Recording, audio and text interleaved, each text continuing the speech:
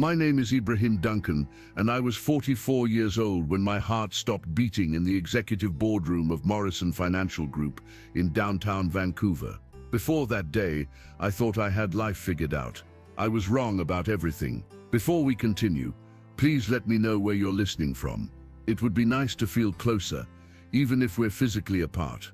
Also, don't forget to like. It will help this video to reach so many people who need to listen to this testimony, and leave a comment. Share your thoughts about this near-death experience testimony. Let's have a fair and open discussion so we can learn from each other here on this channel. And don't forget to subscribe for more of this content coming your way. Enjoy listening. Let me start from the beginning, because the man I was before October 12th seems like a stranger to me now. I had built what everyone called a perfect life. Senior partner at one of Vancouver's most prestigious financial firms, corner office on the 32nd floor, with a view of the harbor, six-figure bonuses that came as regularly as the seasons. I drove a BMW, lived in a penthouse apartment in Yaletown, and dated Sarah, a successful lawyer who looked perfect on my arm at company events. On paper, I was winning. In reality, I was dying long before my heart actually stopped. The morning of October 12th started like any other. I woke up at 5:30 a.m., had my usual black coffee and protein shake, and was at the office by 7. We had a major presentation that day for a client worth $15 million, and I'd been preparing for weeks. This deal would secure my promotion to managing partner and set me up for life. I remember adjusting my Italian silk tie in the elevator mirror, thinking about the vacation house I'd buy in Whistler with my next bonus. Money had become my god, and success my religion. I attended church maybe twice a year, Christmas and Easter, and only because Sarah expected it. God was something I acknowledged politely, but never let interfere with business. The presentation went perfectly. Our client was impressed, ready to sign. I excused myself to get some water, feeling on top of the world. That's when it happened. The pain hit me like a freight train. It started in my chest, a crushing weight that made it impossible to breathe. My left arm went numb, and the room began to spin. I reached for the wall to steady myself, but my legs gave out. The last thing I remember before everything went black was hitting the marble floor of the conference room and hearing Sarah scream my name. What happened next is hard to explain in words that make sense to people who haven't experienced it themselves. I felt myself leaving my body, rising up toward the ceiling. I could see the paramedics working on me, pressing on my chest, using those electric paddles to try to restart my heart. Sarah was crying. My business partners were in shock, but I felt strangely peaceful. Then I was somewhere else entirely. I found myself in a place that wasn't quite a place, somewhere between light and darkness, silence and sound. Time worked differently there. I could see my entire life laid out before me, like a movie, but I wasn't just watching it. I was experiencing every moment again, feeling not just my own emotions, but the emotions of everyone I had affected. I saw myself as a child, full of dreams and wonder. I saw the moment I stopped praying regularly, when making money became more important than making time for God. I watched myself climb the corporate ladder, stepping on people along the way without thinking twice about it. There was Marcus, a junior analyst I had fired 3 years earlier because his Christian beliefs made him uncomfortable with some of our more questionable investment strategies. I felt his confusion and hurt as I dismissed his concerns, telling him that business and faith don't mix. I watched him struggle to find another job, saw his family stress about money, while I bought my third luxury watch. I witnessed every lie I had told to close deals, every corner I had cut, every time I had chosen profit over people. But worse than seeing my actions was feeling their impact on others. I experienced the disappointment of investors who lost money because I had misled them about risks. I felt the pain of employees who trusted me and were betrayed. The weight of it all was crushing. I had spent so many years building walls around my heart, convincing myself that success justified everything. Now those walls crumbled, and I saw myself as I really was, not a successful businessman, but a man who had lost his soul in pursuit of money. Then he appeared. I can't describe Jesus in words that do justice to his presence. Light seemed to emanate from him, but it wasn't harsh or blinding. It was warm, like sunlight after a long winter. His eyes held infinite compassion, but also infinite truth. There was no hiding from that gaze, no pretending, no justifying. He saw everything, and somehow he still loved me. Ibrahim, he said, and my name in his voice sounded like coming home after a lifetime of wandering. I fell to my knees, overwhelmed by shame and regret. I'm sorry, I whispered. I'm so sorry for everything. I know, he replied gently. The question is, what will you do with the time you have left? Time, I asked, confused. Am I not dead? He smiled, and it was like sunrise. Your heart stopped, yes, but your story isn't finished. You have a choice to make. Suddenly I could see two paths stretching out before me. One led back to my old life, the corner office, the money, the success that felt so hollow now. I could return to Morrison Financial, marry Sarah, continue building wealth while ignoring the spiritual emptiness inside me. The other path was different. It was uncertain, difficult, requiring me to give up everything I had worked for, but it glowed with purpose, with meaning, with the kind of life God had always intended for me. Why are you giving me this choice? I asked. Because love requires choice, Jesus replied. You can return to your old life and live as you were living, or you can choose to truly live, to use your remaining years to help others find what you have found here. What have I found? Truth, he said simply. The truth about what really matters, the truth about love, about purpose, about why you were created, the truth that sets people free. I looked at the two paths again. One was familiar, comfortable, leading to worldly success but spiritual death.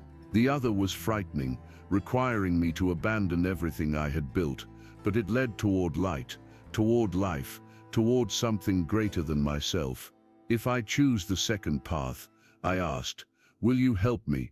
I have always been with you, Ibrahim, he said.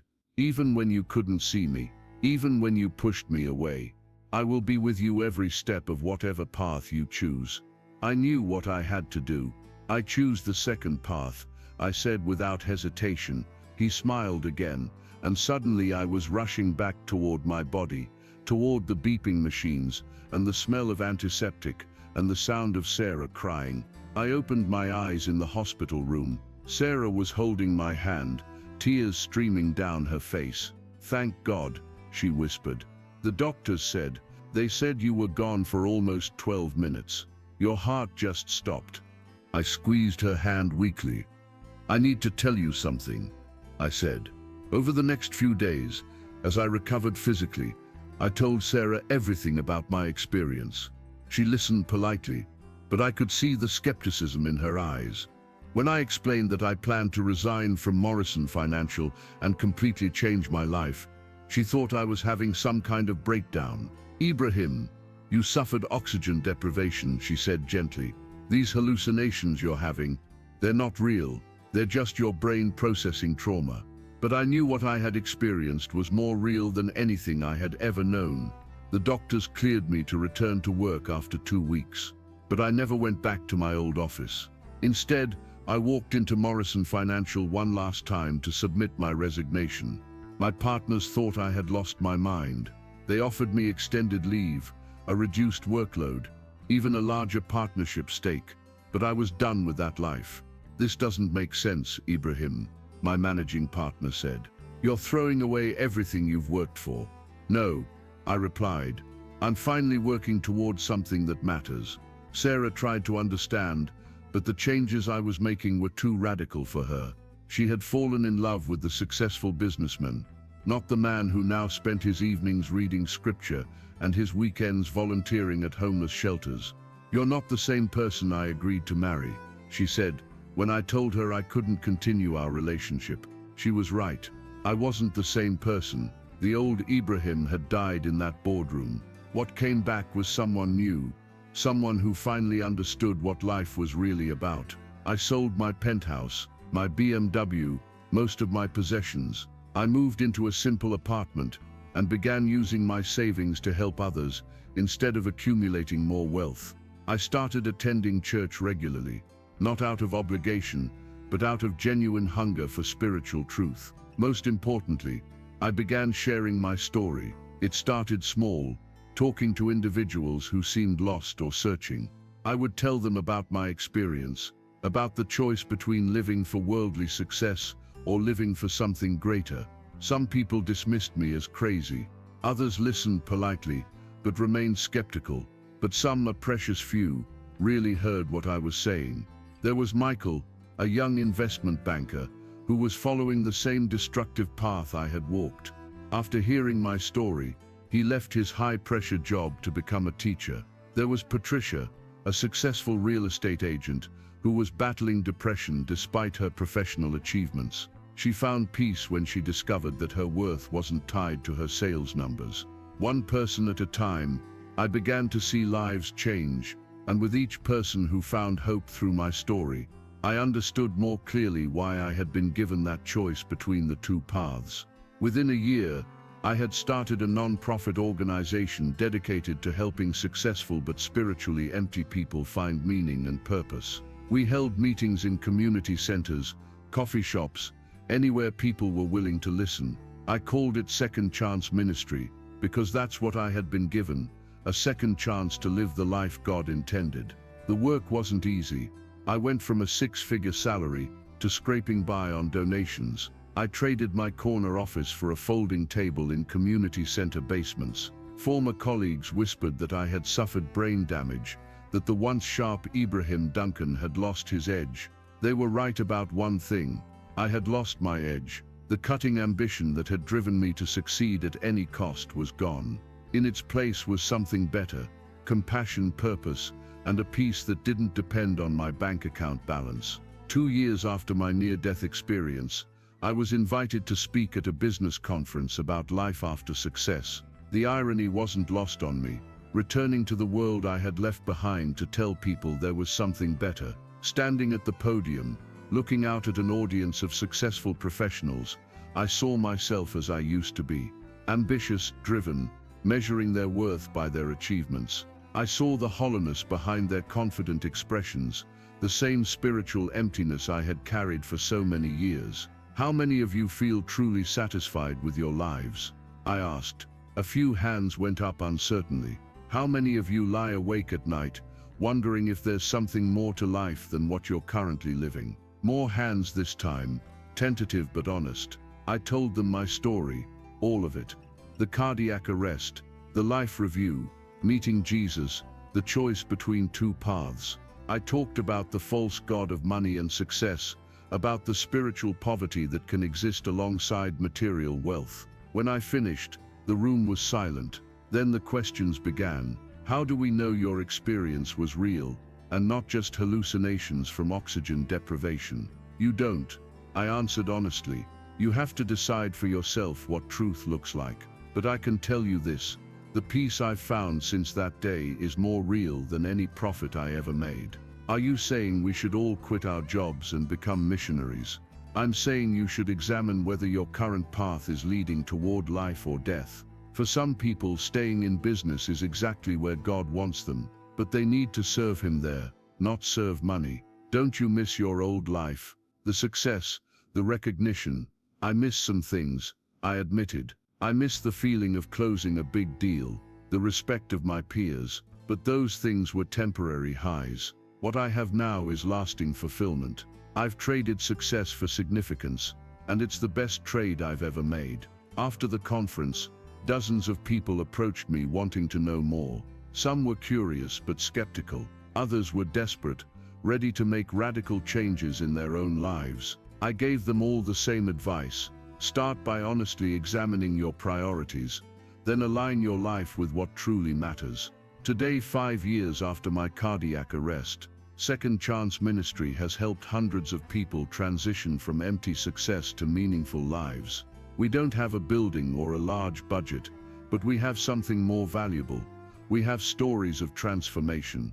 I think about that day in the boardroom often, the pain, the fear, the moment my heart stopped beating. But I also think about the choice I was given, and the path I chose. Every morning when I wake up, I'm grateful for those 11 minutes and 37 seconds when I was clinically dead, because that's when I truly learned how to live. People sometimes ask me if I'm sure I made the right choice, if I ever regret walking away from my successful career.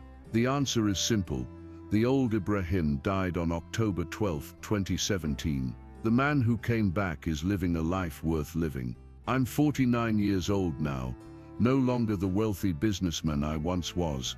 I live simply, love deeply, and wake up each day knowing my life has purpose beyond my own desires. I've learned that real success isn't measured by what you accumulate, but by how many lives you touch, how much love you give, and how closely you align your will with God's will. If you're listening to this, this is not a call for you to leave your career, but for you to know that there are more to this life than all the accumulations. I made my decision, and am happy now. You don't have to make same decision I made by living your career, but always know that Jesus needs you to impact your world. He is calling on you today. Are you willing to respond today? Use your wealth and transform a life today. We are all born for a reason, and that reason is what this testimony is reminding you about. Don't ignore, do the right thing, and at the end we always celebrate in the presence of our Maker. Thank you for listening to this testimony. If you have been blessed, please kindly like this video and share it to your loved ones, and do not forget to subscribe to our channel. That way you will be able to see our future videos whenever we upload a new content. Remember to share your thought on this near-death experience so that we can learn from each other. Until next time, remain blessed.